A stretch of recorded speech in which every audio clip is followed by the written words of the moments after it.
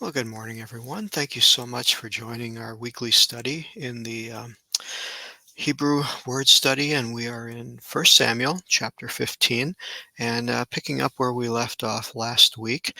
And again, I just pray that this is a blessing to you. I pray that you'll see the beauty in the Hebrew language and that you'll be blessed by it and maybe prompted in some way to just take a look at it yourself.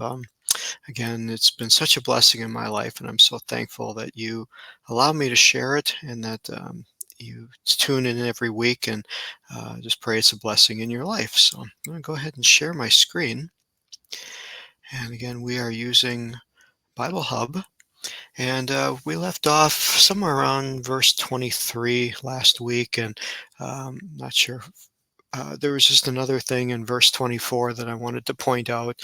Um, you know, Vayomer Shaul el Samuel hat hati ki avarti et pi Yahweh. Now, what's interesting here is you'll see it's translated, this word P under 6310 is translated as commandment, but really the word for P or pay in its other form is the word for mouth.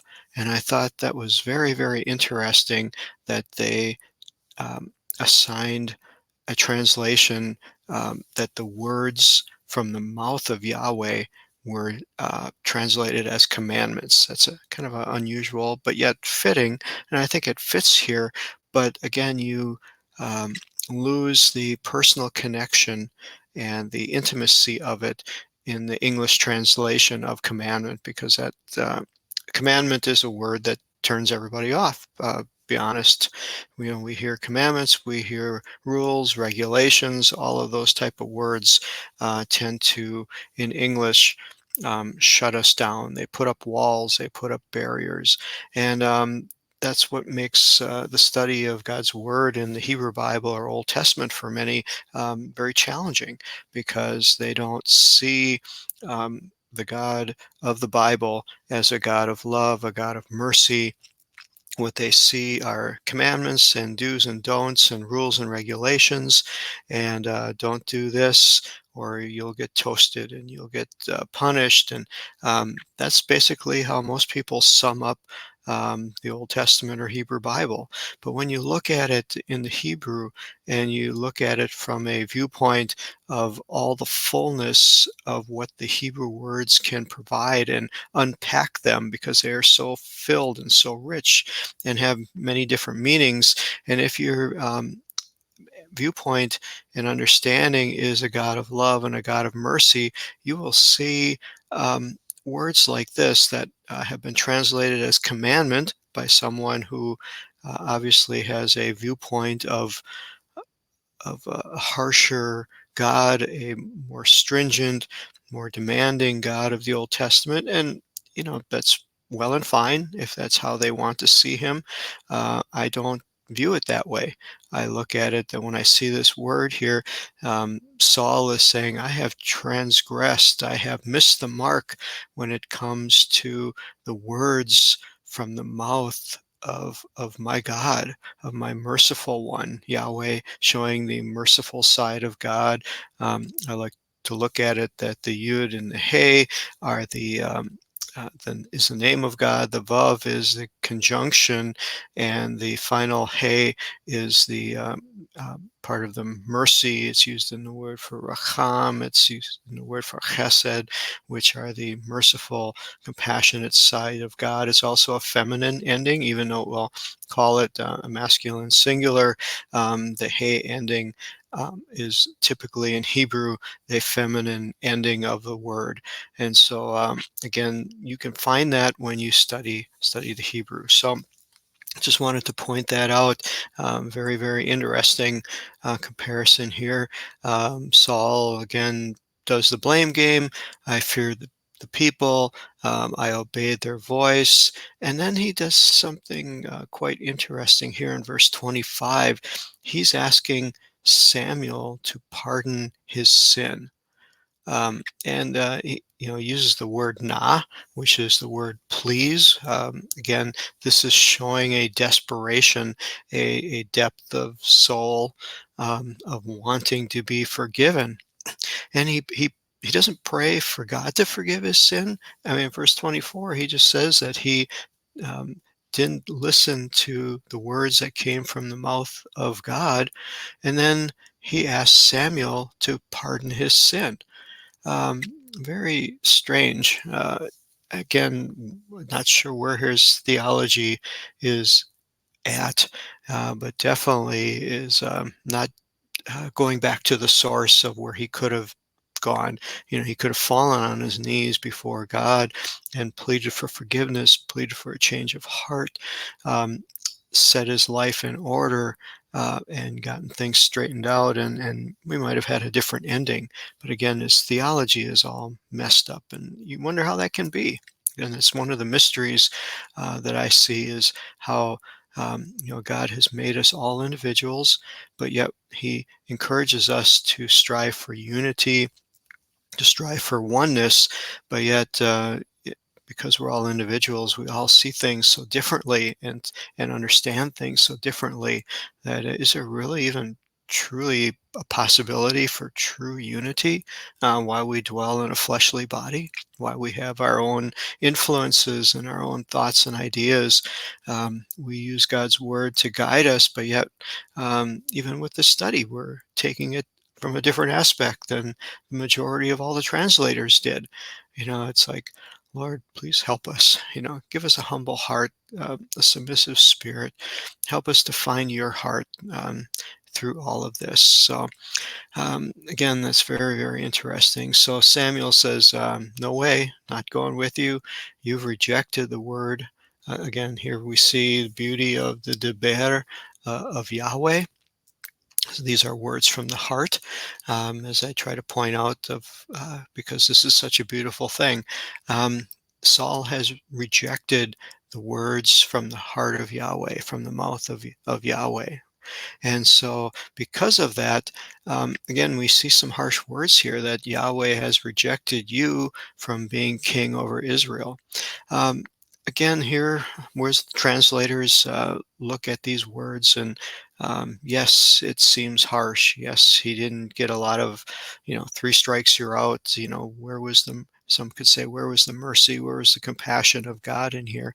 But what I see here in these scriptures, that it's using the word Yahweh, it's not using the word Elohim, shows me that God is still reaching. God is still wanting to show his mercy.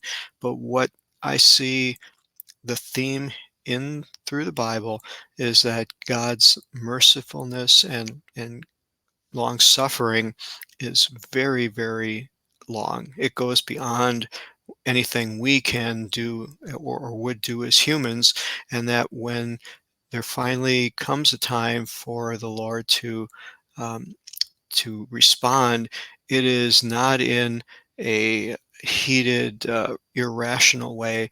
It is really in a way that it's of the last resort.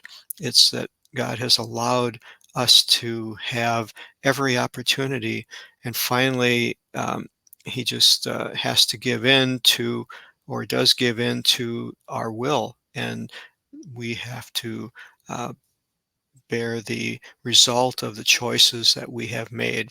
But I see God's mercy reaching through here, that it doesn't have to be that way. And the fact that I see the word Yahweh encourages me that Saul had his opportunity. Saul had multiple after multiple chances. We only see a few verses here. We don't know the time that's transpired. We don't know how many times Saul and Samuel had discussions between themselves. We don't know what Samuel and Saul's interaction was. How did Saul respond? We don't pick up the inflection or the tone or his mood. Was he ever repentant? Was he just always defiant? But like Pharaoh's will, that God didn't break Pharaoh's will. He didn't want him to acquiesce to the punishments. He allowed Pharaoh to be Pharaoh. And does he allow Saul to be Saul? that he won't override his will, but he's always reaching for him to change. And again, this speaks volumes to myself and to all of us as we're trying to nurture our relationship with God and allow our heart to be softened before him and not let our own ways override what God's plan is for us. So here's something very interesting in verse 27. Samuel spoke some harsh words to Saul. Their parting ways. And verse 27, it says, and it turned uh, Vaishob, Vaisov turned, and Samuel was going away and seized the edge of his robe. And you'll see here in parentheses, it says Saul seized. Um, we're not sure who seized who or who did what, because the verbiage is not quite clear. We first get the impression that as Samuel was walking away, Saul came after him, grabbed the edge of his robe, and tore it. But it doesn't really say that. And the Jewish commentators aren't quite sure either whether Samuel cut off a piece or tore a piece of Saul's robe, or whether Saul tore a piece of Samuel's robe. So that's kind of interesting. The Hebrew doesn't tell us, and that's why in parentheses you'll see that Saul's name is in parentheses, which you do not see in the English translations. They just kind of assume it for you and tell you what they think. But yet there's thoughts and a study that can be either way. If Samuel tore Saul's robe, well, then he is using a figurative illustration of Saul's kingdom being torn away. And so when we get to verse 28, it kind of explains that. That so said Samuel to him, that Yahweh has torn the kingdom of Israel from you today and have given it to a neighbor who is better than you. So again, we see the whole story here. And this neighbor, of course, is a foretelling of King David, who would soon take the throne, well, not soon, but be anointed and eventually take the throne. But whether it was Saul tearing Samuel's robe, and then this be given as a judgment against him, that his kingdom was going to be torn away, or Samuel tearing Saul's robe as a illustration and metaphor of the kingdom being torn away, the end result is pretty much the same. And so I'm going to leave that with you for this study today. This is just some beautiful scriptures. Next week, we're going to get into verse 29, which again is got some beautiful, beautiful thoughts. And I want to just devote the next lesson to verse 29. So if you want to read ahead to verse 29 and see what you think of it and study it a little bit. And then next week we'll come together and we'll go through some beautiful, beautiful words in verse 29. So God bless you all. Thank you so much for being a part of this study. I pray that God's blessing will be upon you and that he will encourage you as you study his word today. Bye-bye.